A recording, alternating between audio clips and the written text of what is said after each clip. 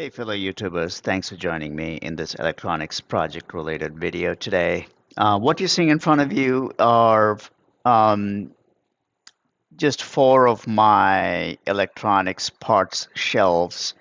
These are 8 by 8 each shelves, and I use these four on a day-to-day basis in my electronics related projects and such. There are other storage bins in the back room where I store away uh, the stock parts and related items. But these four are my go-to shelves for projects that I work with. Um, the problem statement is as follows. I've been managing these shelves and the parts bins and the parts manually. And it's been whatever, 15, 20 some plus years I've been managing these manually. And every time I go try to make an addition or remove a part, it's an ordeal to just to go back and reorder, readjust, and then rearrange these shelves and the bins. Just a just a brutally painful process. Um, Not only that, I mean, I think you can see from the the picture here, there are these bins are also labeled. If you look at these labels, they all have a uniform label format. And I used to print these labels using, the Office Max, Avery label sheets, and I used to do this with a Word document that does mail merge off of an Excel document, and the Excel document keeps a list of all of these parts and the details. And then there's, I mean, as you can tell, there's many moving parts, and any one part of that puzzle can go wrong and then can throw havoc into this whole process, if that makes sense. So I've been noodling over this to say, hey, what can I do to make this a little bit better on me so that I can um, automate a lot of this through an intuitive web interface. Um, First and foremost, to me, the biggest time consuming process is the actual cataloging of these parts. So let's say I go to eBay today, buy a few parts, and let's say if there are new parts in my shelves, then I'll have to create a label, I have to create an entry in the Excel document, blah blah blah. So there's a lot of that manual effort that goes into it. Um, and because it's such a manual process, I've been kind of procrastinating a lot of the organizing, cataloging parts into into these shelves, and it gets to you sooner than later that hey, you got these parts, you don't know where they are, it's hard to find, and that's another thing too. I mean, if you look at these four shelves, yeah, they are sorted alphabetically. Yeah, you can get to them sooner than later. Yeah, but over time, when you buy parts, it becomes a challenge to just to find what you're looking for. Right? There's no easy way to doing it. So fast forward, about 3 months or so ago, I started investing in, hey, I need to build a software, a web app that'll allow me to catalog, enter parts, uh, organize parts, sort them, print labels, make it easy on me to kind of do this on in a more automated way. So what I'm hoping to cover in this video is a piece of software, a web app I wrote um, actually a couple of weeks back actually, and this is already published um, in my self-hosted home lab. What you're seeing here, let me do a quick overview of this app, what I have intended this app to do. This may or may not be useful to you. I mean, if you're a hobbyist like me, this might be super valuable because this has already saved me a ton of time and just to maintaining these parts. Anyways, let's cut down the noise here. I want to get to the real meat um, and potatoes on this website here. So it's called N0AGI Electronics Workbench Parts Bin, and it's designed to manage these electronics parts in the shelves that I showed you earlier. Um, Let me quickly walk you through the UI, and then I'll do a quick demo for you. What you're seeing here on the far left on your side menu is the parts menu. This will, when you go into it, you'll see all of the parts that are stored in those four shelves that I showed earlier. Um, and and I also wanted to just to notate that there are several hundreds and thousands of parts that are sitting in the back room, like in cardboard boxes or plastic bins that are not cataloged. They're just there like stock, right? And this app shows those as well. So what you see here on the top toolbar is all parts is where you're seeing every part in my lab. Those that are in those four shelves and also those that are sitting in the back room. And then when I click on the shelf and the bins, this is where you are only seeing the parts and the bins that are in those four shelves that I showed earlier. Okay, so as we discussed, right, the shelves are 8 by 8, so there are 64 in each shelf. So this app is written to suit my four shelves, or 8 by 8 shelves rather. And there are 64 at a time that you can see in this list here. Okay. And what you're seeing here is the parts that are sorted and stored in the bin, or rather in the shelf A. Right. The shelf A in this case would be this top left-hand corner shelf, right? This is A, B, C, D, so to speak, right? And 64 bins in each shelf. So what you're seeing here is the shelf A. Okay. And I'll get to the parts and the details shortly here. But if you look at the bottom right-hand corner, you say go to shelf B, and now you're seeing shelf B, right? These are parts in shelf B, and then if you go to shelf C, that's shelf C, and D, and so on and so forth. Right now I have four shelves, so it shows you A, B, C, D, and now you can go back and forth between shelves and take a look at the parts and such. So that's the parts submenu. You can also click on the stock storage. Again, this is not fully populated. I'm slowly adding the stock items that are stored in the back room into this tool. But just for the demo purposes, I added a few here. For example, there's some ceramic capacitors that I've added.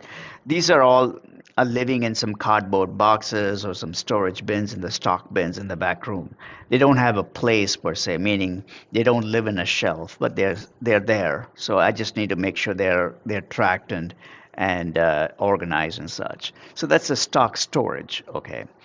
Um, Now, the thing that really is valuable for hobbyists or even professional electronics engineers is the search capability. So let's say I go into my shelf. Okay, let's say I'm looking for 555 timer. Okay, you see how fast that is. I mean, the performance on the search engine is remarkably fast, and I spent a ton of time just to fine tuning and tweaking the performance of that, because that's where I will be spending a lot of my time if I were to be using this tool. One, I'm either searching for a part, or I'm updating a part, or I'm printing labels, right? Really, that's the majority of the work flow that I would be doing on this app.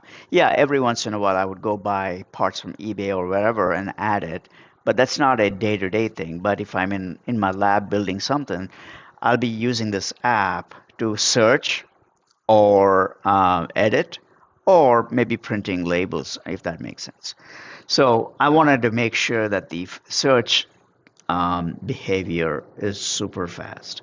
So I was looking for 555. It brought up this item here.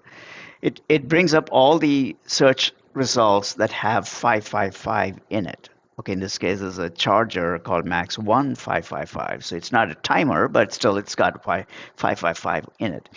Now, if I click on this item, the timer, this is where it gets really time saving and valuable. Okay, so I searched for the timer chip and then I clicked on it. It brought me to this page. Now, this is telling me two things. Which shelf is that part sitting in shelf D? Which row and which column, right? So I can just simply go and then look at that part and then quickly identify or get to the part that you're looking for very quickly rather than having to search and do whatever physically. Yeah, in my case, I have four shelves, but imagine if you were a seasoned hobbyist, which I'm not, and if you were an electronics engineer by trade, which I'm not, you probably will have, if not thousands of shelves, you'll probably have, in tens and hundreds, right? And then just to have this feature alone to be able to get to a part quickly is a major time saver. Okay, all right. So there's other details here. Obviously, there's you can print label just for this particular part, or you can. I have also included details for data sheets, and if you were to enter data sheet link for this timer, it shows up here in the parts detail page here. So let's go back, and I want to show you a few other examples here. So these are all the parts, right? If you look at this list, there's the actual category of what for that part.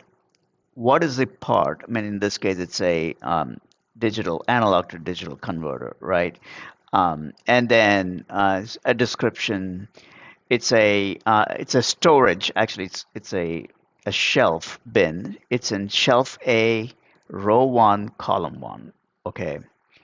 And likewise, for example, if you look at the 7 segment decoder, shelf A, row two, column four. So it's um, very easily um, visualized when you look at this list as to where to go and how to get to it. Or you can also do the search like we saw earlier.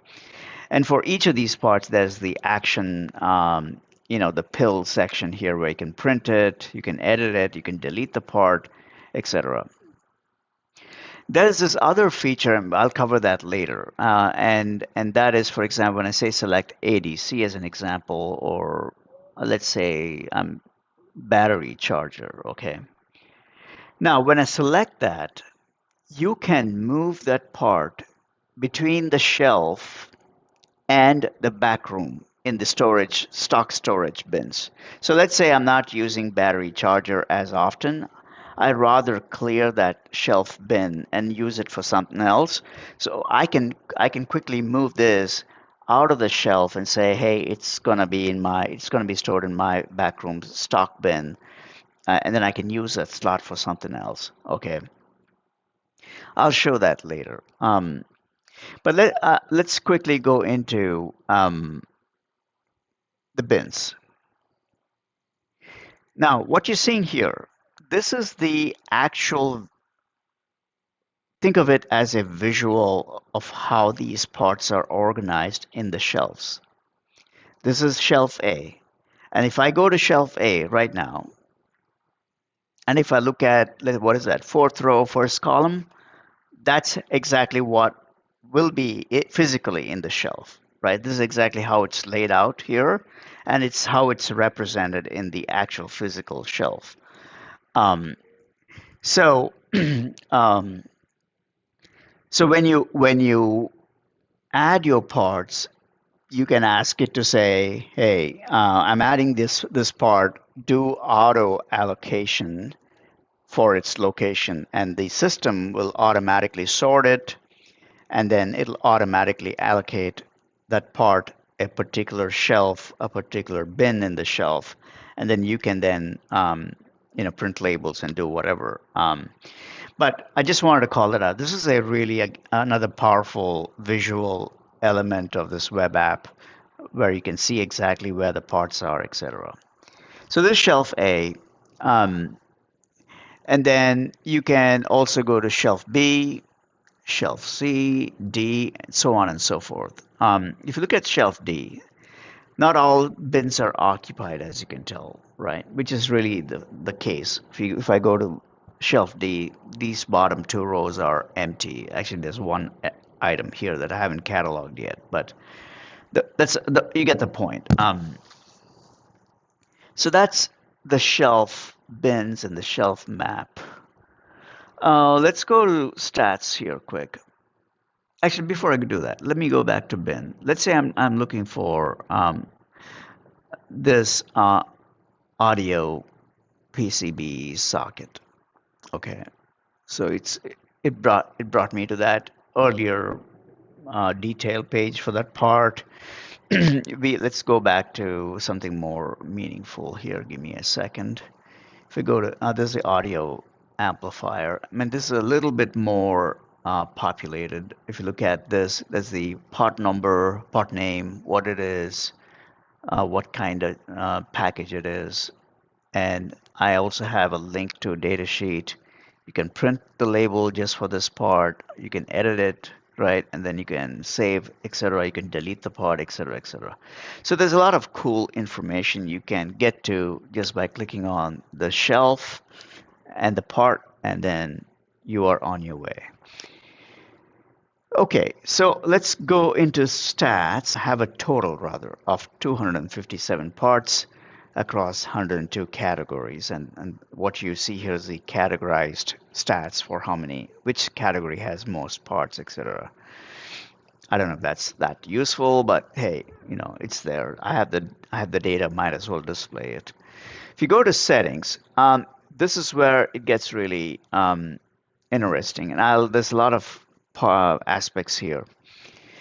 Let's say you were to get this web app and you install this in your own self-hosted electronics data center or self-hosted lab or server somewhere. Either you have your own data center, you want to host this in your own server at home, or you want to host it in some Amazon or Azure or wherever. You can do it. And if you go to products.n0agi.com, let me actually show you that here quick.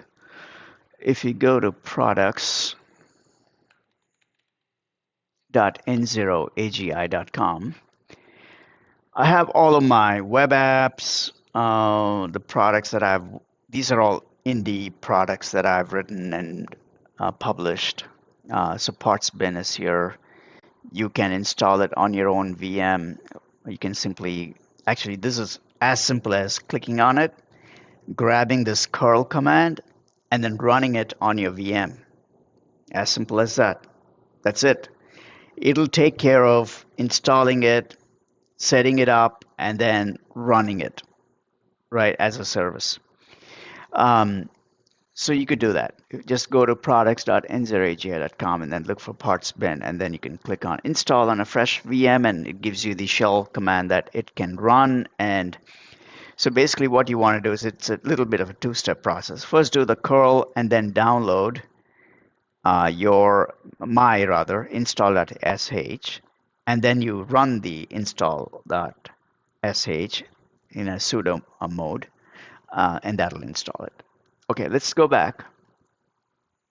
So you could install it, host it in your own environment or Azure or wherever, service provider, hosting service provider. And then that becomes your instance of the parts bin, correct? Yes. And then you can call it whatever. So John Doe's Electronics Workbench Parts Bin, and then that changes the title up on the top here. Okay, and then you can assign it your own logo if you prefer, and you can save it. That change then takes place if it takes effect right away. Okay, and then let's say you have your This is your fresh install. You want to import your parts into this application. Let's say you have an Excel document like how I did. Um, so long as that Excel document follows this format of columns, the app can easily import your Excel data and then automatically ingest that data into the system, and then you will get this experience, right? Um, right now, again, just as a disclaimer, um, the app is written for shelves that have 8 by 8 bins. So if you had like a whatever 20 by 20 bin shelf rather, this may not work as well. So it's written for 8 by 8 shelf dimensions. Yeah, I can make that available, maybe configurable option in the settings in the future, which I will do. But right now it's 8 by 8. Anyway, so if your Excel document has parts in it, and then that Excel document has this column format, right? You can import that, and then that'll then import all of that data into the system. And going forward, you don't have to mess with your Excel document directly at all. Going forward, all of that data is ingested into the backend database. And that lives on the server, your server, because when you host it, that data lives in your server. Okay, just to be clear. Um, and then you can also do things like, hey, I wanna take my data from my database and then make sure it's synced up to my Excel. It does that. And let's say you added something to your Excel, you want to update your database, you can do file to database. I would highly encourage these two options are really just for emergency purposes, to be honest. I don't anticipate me using these two on a going forward basis. I would basically have, once I import my data from my Excel, I'm done with Excel, right? Because I want to use the database for its speed and everything else. But if you want to take a backup of your database, you can simply export it to Excel. That'll export it. You can save the Excel file somewhere in your archive or whatever, right? But personally, I would just go start using the database rather than having to mess with Excel document at all. Here's another option. Reallocate bin positions at the time of import. So let's say you had thousands of parts in your Excel document. Before you click on import, just check the box and then import it. The system sorts it and then auto allocates its row and column and the shelf location for each of those parts automatically. Okay, what else? So I've also exposed some API endpoints. So let's say if you're writing your own whatever service on top of this app, I expose some APIs so you can use that too. If you want to clear all of your parts and just start from scratch, you can do clear parts. You can also do a complete factory reset with the admin password being admin123. So you're basically starting from ground zero. Okay, let's go to, there's a section here for license. I'll come to that later. Okay, let's go to users. So when you first install the app and when you activate the app, you are the admin to the app. Okay, so you have full control. You can add, edit, delete, blah blah blah. You can do all that. But let's say someone in your family is also an electronics engineer or hobbyist or whatever, or even your kids. For example, my son does some electronics projects, and I added him to this user list as a user. Of course, I took him out for the demo purposes, but I added him as a user into the system so he can also log in with his own credentials and then take a look at the parts, and then he can basically say, Dad, I want this part and this part. Can you ship it to me? Instead of him buying, I can just ship it to him. So any case, so you can add your own whatever, your friend's family members here as user, um, and go from there. Okay, quickly jumping into the bottom left-hand corner here in admin. So I'm I'm an admin to this website. I can change my password. I can set up my two-factor authentication. I can change my theme. So for example, let me click on that. There are dark and light themes. Um, I'm not a big fan of light themes. It's too bright on my eyes. But let's say dark themes, you can select whatever accent colors that you prefer. I like red. There's also a choice of font. I like the Hack Nerd font or JetBrains Mono. They render really well. So I picked my font of choice. Um, so that's that. So that's pretty much it. In a nutshell, I think this whole tool allows me to manage my parts more effectively, more um, uh, automatically, for lack of a better word. Um, but let me quickly go back to parts. I want to show you something here. Let's say I want to print a few labels. Uh, as you know, let's say you went to Office Depot or Office Max and you bought these label sheets made by, I think they're called Avery labels, right? Those are self-sticky labels. Um, I don't know about you guys, but when I print, I'm not printing the entirety of that sheet, right? In one shot. No. I'm printing maybe 5 or 10 labels and then I'm stowing that away for next time. Rather than throwing that entire sheet away and picking a brand new sheet, you can use this web app to print labels. So let's say I'm saying, hey, I want to print label for this, and let's do maybe one more, right? I want to print 5 labels, and I can go to labels here on the far right.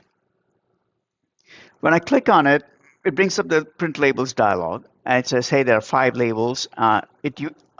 The web app is designed to print labels on an Avery 8195 model of sheet, right? I think it has, I don't know, I think it was 6 or 8.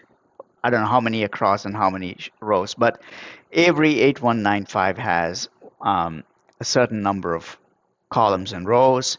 So anyways, this app is designed to print on those labels or those label model sheets. Okay. Now this is where it gets really interesting. Um, you might say, hey, I have a partially utilized sheet that starts at row 4, right? And then column 2. So starting row 4 and column 2 on my Avery sheet, I have labels left to be used, right? So I'm asking my app to print from that row and that column, and the system automatically does it. So let's say just to demonstrate this, I'm going to say, hey, print in black and white. Okay, let's do print. You can see here, again, I'm just going to do preview. You can see the preview here. It automatically positioned the first label to print in row 4, column 2, and then it kind of wraps around, right? And then you can say print, don't print in color, and then say print. It prints the labels on your Avery sheet. But you can imagine the amount of efficiency this can bring. So today, if I printed this sheet today, I'm only printing 5 labels. Tomorrow, I can go back and say, start printing row 5, column 3 here, and then it starts printing from there. I mean, you could save a ton of money, to be honest, just from the labels feature on the app. Okay, I wanted to show that. I think that was I spent quite a bit of time on that just to position the label accordingly on the label sheets. It was a subtly boring effort, but it was definitely worth it for me, at least. I hope it'll be useful to you as well. Okay, so let me go to about. So I want to talk a little bit about license, and then we can wrap up the video. And then again, I would love for your feedback if you're interested in using this app in your own environment. All you have to do is go to that product's webpage and then download the shell, the install.sh file, and then run it. Anyway, so what you're seeing here, it says licensed and it says perpetual, right? So of course, I have a my license is a perpetual license. It doesn't have an expiration date. So, but when you download and when you run this in your environment, you will have a 20-day trial period.